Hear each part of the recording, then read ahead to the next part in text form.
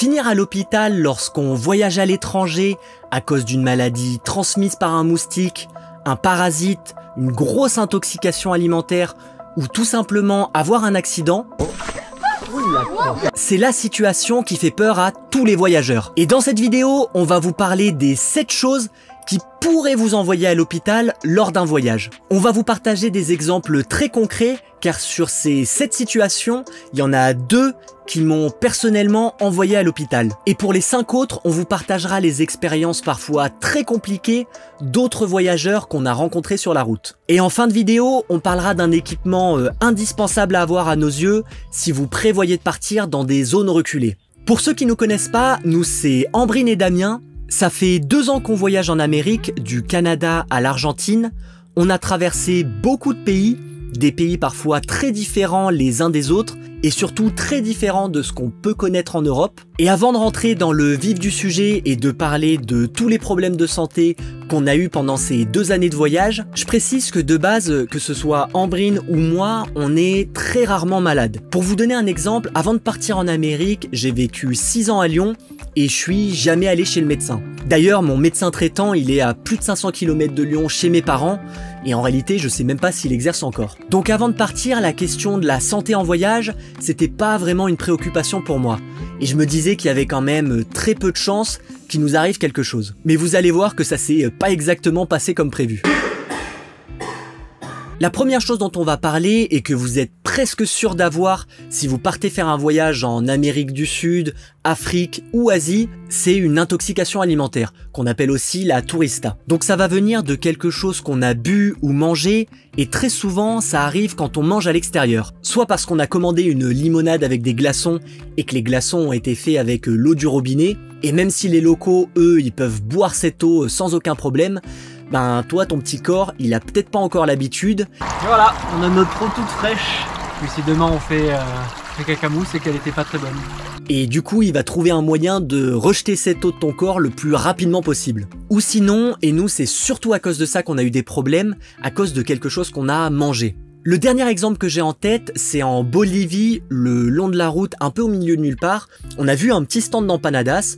On en a pris pour le midi. Sur le coup, quand on les a mangés, il n'y avait aucun problème. Mais le soir, disons qu'on était très content d'avoir des toilettes dans notre van. Mais ça, on va dire que c'est l'intoxication alimentaire gentille, parce que ça peut parfois être beaucoup plus violent. Et c'est là qu'on va rentrer dans les histoires un peu moins marrantes. Quand on était en Colombie, dans un petit village loin de tout, en fin d'après-midi, vers 17 h, j'ai commencé à me sentir très fatigué et avoir de la fièvre. Donc on s'est pas alarmé plus que ça, je suis allé me coucher dans le van pour me reposer un petit peu. Le soir, j'avais pas faim, donc j'ai pas mangé, mais à partir de 22 h, les choses ont commencé à vraiment empirer. J'ai commencé à avoir beaucoup de fièvre, j'ai vomi une 15aine de fois, et comment dire ça avec un peu de poésie, disons que j'ai passé beaucoup de temps sur le trône.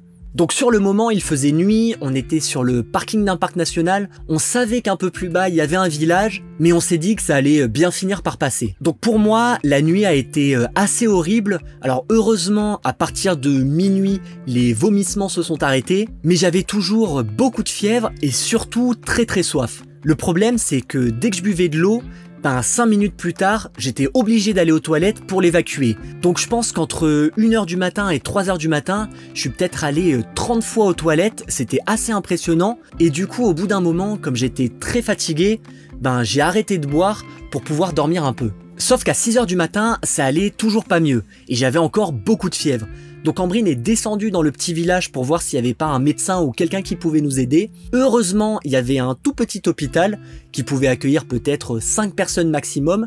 Ils ont accepté de me prendre, ils m'ont mis sous perfusion pour me réhydrater, ils ont fait des tests et ont conclu que j'avais une très grosse intoxication intestinale, probablement due à quelque chose que j'avais mangé. Et après 3 perfusions et des antibiotiques, j'ai commencé à me sentir mieux et on a pu retourner au van pour que je me repose un peu.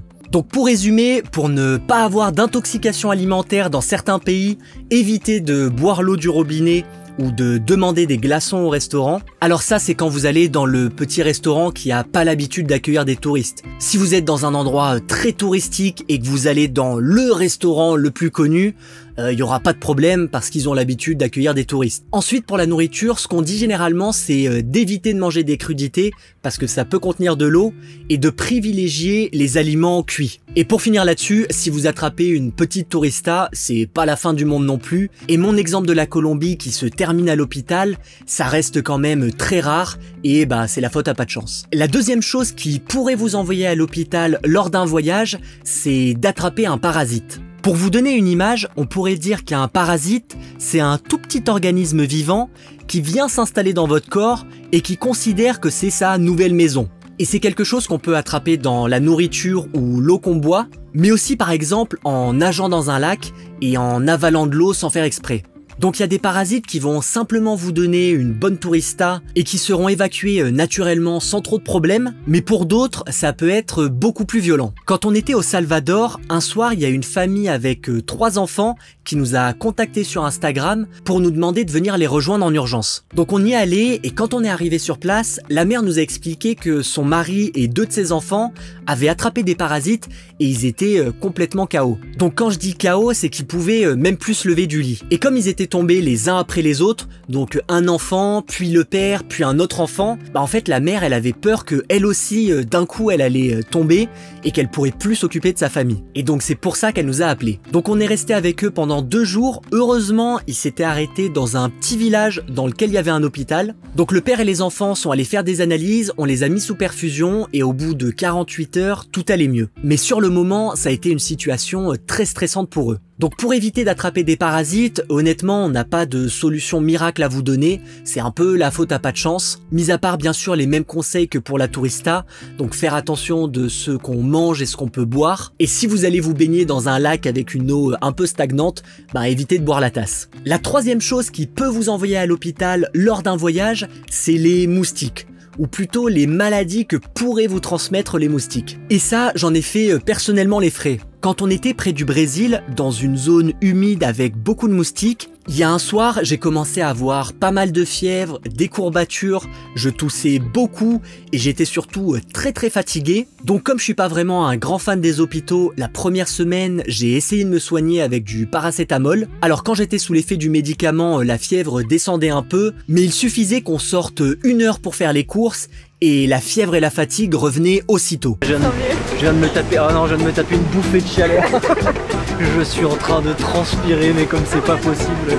Donc après cette première semaine, j'aurais dû aller voir un médecin, mais comme parfois ça allait un peu mieux, je me suis dit que ça allait bien finir par passer tout seul. Le problème, c'est que le paracétamol comme le Doliprane, c'est 1 semaine d'utilisation maximum. Et ensuite, faut arrêter. Donc les jours suivants, je n'avais plus rien à prendre et la fièvre a commencé à revenir. On est donc passé dans une pharmacie pour voir s'ils n'avaient pas quelque chose d'autre à me donner. Alors ils m'ont donné un médicament, mais on s'est rendu compte que c'était quelque chose qui était interdit en France depuis des années à cause des effets secondaires. Et après 2 semaines à être malade, j'ai dû me rendre à l'évidence que ça allait pas passer tout seul et qu'il fallait que j'aille faire mon 2e séjour à l'hôpital du voyage. Donc là encore une fois, perfusion, antibiotiques et tests sanguins. Et après tout ça, la médecin nous a expliqué qu'il y avait une très grosse épidémie de dengue en ce moment dans cette région du Brésil et que c'est peut-être ce que j'avais attrapé. On m'a ensuite donné des antibiotiques à prendre et après 1 semaine, tout allait mieux. Donc pendant 3 semaines, j'ai été malade et être malade dans un van, c'est vraiment pas marrant. Surtout quand vous êtes dans une région avec 100% d'humidité, car fièvre plus humidité égale beaucoup de transpiration la nuit quand vous dormez et c'est vraiment pas agréable de se réveiller limite en transe dans un lit complètement humide. Donc clairement, la connerie que j'ai faite, c'est de pas aller consulter un médecin avant. Après, ce qu'il faut bien comprendre, c'est que aller à l'hôpital dans certains pays, ça peut faire un peu peur. Pour vous donner un exemple, l'hôpital dans lequel je suis allé au Brésil, qui était le seul de la ville qui pouvait accueillir des touristes, car les médecins parlaient un peu anglais, ben quand tu tapes son nom sur Google Maps, et que tu vois qu'il a 2,5 étoiles sur 5 et que les derniers commentaires c'est des gens qui disent qu'ils ne sont pas du tout sérieux, que c'est un scandale et que cet hôpital devrait immédiatement fermer, ben ça fait un peu peur et t'as pas vraiment envie d'y aller. Alors nous au final on est tombé sur une médecin vraiment top qui parlait anglais, mais c'est vrai que avant d'y aller j'étais pas super confiant. Donc pour éviter les piqûres de moustiques, nous, depuis qu'on est dans une zone à risque, on laisse jamais une fenêtre d'ouverte dans le van s'il n'y a pas la moustiquaire. Et quand on sort dehors, on essaye de mettre de l'anti-moustique. Mais bon, dans la réalité, tu peux pas non plus éviter 100% des piqûres de moustiques. Et là, encore une fois, c'est toi et ta chance. Ah, ta mère les moustiques. La quatrième chose qui peut vous envoyer à l'hôpital lors d'un voyage, si vous la négligez un peu trop, c'est le mal d'altitude. Vous l'avez vu dans les dernières vidéos, mais ces derniers mois, on a passé parfois des semaines entières au-dessus de 4000 mètres d'altitude. Et on a même atteint les 5200 mètres d'altitude en Argentine.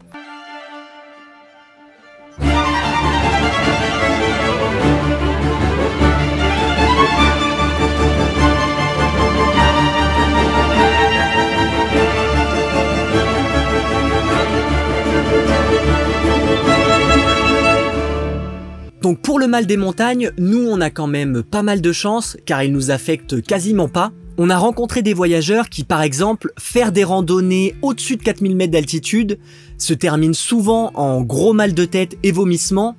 Et je me rappelle, avant de rentrer en Équateur, on nous avait même recommandé de ne jamais dormir toute une nuit au-dessus de 3500 mètres d'altitude.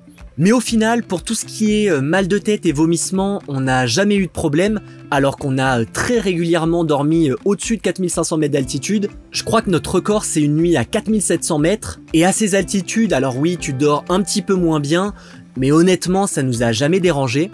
Par contre, on avait toujours en tête une règle très importante, qui était que si l'un de nous deux commençait à se sentir mal, de suite, on redescendait en altitude. Surtout qu'en Argentine, par exemple, quand on a dépassé les 5200 mètres d'altitude, on était vraiment au milieu de nulle part, et l'hôpital le plus proche, il était peut-être à 2 ou 3 jours de route. Donc même si comme nous, vous ressentez pas le mal des montagnes, faut toujours garder en tête que ça peut arriver à tout moment et être prêt à redescendre très vite en altitude. Par contre, le mal des montagnes, ça peut avoir un autre effet sur vous, celui de vous couper l'appétit. Et c'est vrai que moi, la période en Bolivie, quand on a passé 2 ou 3 semaines à plus de 4000 mètres d'altitude, ça m'a fait perdre quelques kilos. Donc si vous voulez faire un régime, c'est très bien, mais sinon, attention de ne pas rester non plus trop longtemps en haute altitude. La cinquième chose qui pourrait vous envoyer à l'hôpital lors d'un voyage, c'est tout simplement d'avoir un accident le long de la route. Alors quand je dis un accident, ça veut pas forcément dire un accident de voiture. Nous, on a une amie en Colombie, elle s'est fait mordre par un chien à la cheville et ça lui a laissé une plaie ouverte de plusieurs centimètres de profondeur. On connaît un autre voyageur qui s'était blessé au genou au Mexique et qui avait dû subir une opération sur place. Donc c'est des accidents qui pourraient aussi arriver en France, sauf que là il faut les gérer à l'étranger. Et c'est là qu'avoir une assurance santé spécialement dédiée au voyage, c'est super important. Nous, pour cette nouvelle année de voyage, on a décidé de se faire assurer par Gobayava, qui est maintenant partenaire de cette chaîne YouTube. On a pris le plan aventure, vous pouvez demander un devis très facilement sur leur site internet ou les contacter par WhatsApp. Ils répondent très rapidement et on n'a pas encore eu l'occasion de la tester, mais ils sont très réputés en cas de problème à l'étranger d'être très réactifs. Car il faut surtout pas négliger les coûts de frais médicaux à l'étranger ou de rapatriement d'urgence, car ça peut très vite s'élever à plusieurs milliers d'euros. Et d'ailleurs, en parlant d'opérations qui peuvent coûter très cher, on va passer sur la sixième chose qui pourrait vous envoyer à l'hôpital lors d'un voyage. Et c'est le cas d'une urgence médicale, comme une rage de dents qui se déclenche d'un coup, ou une crise d'appendicite qui demande une opération immédiate. Et là encore une fois, on a rencontré une famille dont le fils a dû se faire opérer de l'appendice en Colombie, et si je me trompe pas, le coût de l'opération s'est élevé à presque 10 000 euros. Donc là encore une fois, il vaut mieux avoir une assurance santé pour ça. Surtout que dans certains pays, et principalement dans les hôpitaux privés, ils ne vous opèrent que si vous pouvez prouver que vous avez l'argent sur votre compte en banque ou une assurance qui va couvrir les frais médicaux. Et d'ailleurs, je vais laisser Ambrine vous expliquer les choses qu'il faut faire quand vous êtes à l'hôpital pour pouvoir vous faire rembourser par votre assurance. Donc pour être sûr de se faire rembourser des frais médicaux à l'étranger, ça se passe en 3 étapes. La première étape, c'est d'avoir imprimé un formulaire donné par l'assurance qu'on peut retrouver sur le site internet et ce formulaire devra être rempli sur place par le médecin. Après, la seconde étape, c'est quand on est sur place à l'hôpital, c'est de s'assurer qu'on a la preuve de paiement pour chaque intervention, chaque soin, consultation. Ce que je vous conseille, c'est de payer par carte bleue le plus possible. Comme ça, vous avez le ticket de carte bleue qu'on vous donne directement. Vous avez aussi la preuve de paiement sur votre compte en banque et vous avez le montant en euros. et avoir le montant en euros, ce sera beaucoup plus facile après pour dire à l'assurance combien exactement vous avez payé. Et après, la dernière étape, ça se passe sur le site internet de l'assurance où souvent on vous pose quelques questions, vous devez faire un résumé de pourquoi vous êtes allé à l'hôpital et vous devez uploader tous les justificatifs qui vous sont demandés. Donc ce que je viens de vous expliquer, ça s'applique vraiment à des petites interventions de dizaines, centaines d'euros.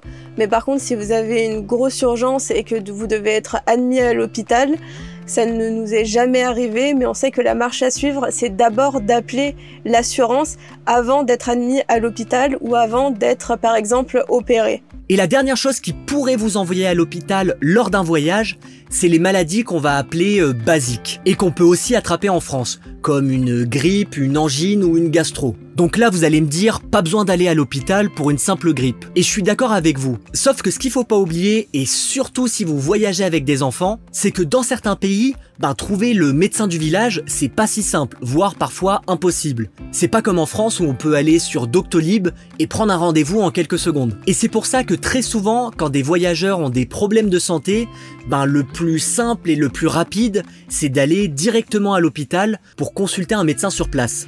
Et c'est d'ailleurs très souvent ce que les locaux vont vous recommander. Donc je pense qu'on a fait le tour des choses qui pourraient vous envoyer à l'hôpital lors d'un voyage. C'est important d'être conscient de tout ça, mais bon, faut pas non plus trop se prendre la tête avec ça. Je pense que les deux choses les plus importantes, c'est surtout d'avoir une assurance santé au cas où vous avez un gros problème. Et ensuite, si comme nous, vous allez dans des zones très reculées, toujours garder en tête que, attention, là, le premier hôpital, il est peut-être à 2-3 jours de route, et donc faut peut-être faire un petit peu plus attention. Et c'est d'ailleurs là qu'avoir un téléphone satellite, ça peut être très utile pour contacter les urgences quand vous êtes dans des zones où il n'y a pas de réseau. Alors c'est pas un placement de produit, mais nous on a le Garmin InReach Mini 2.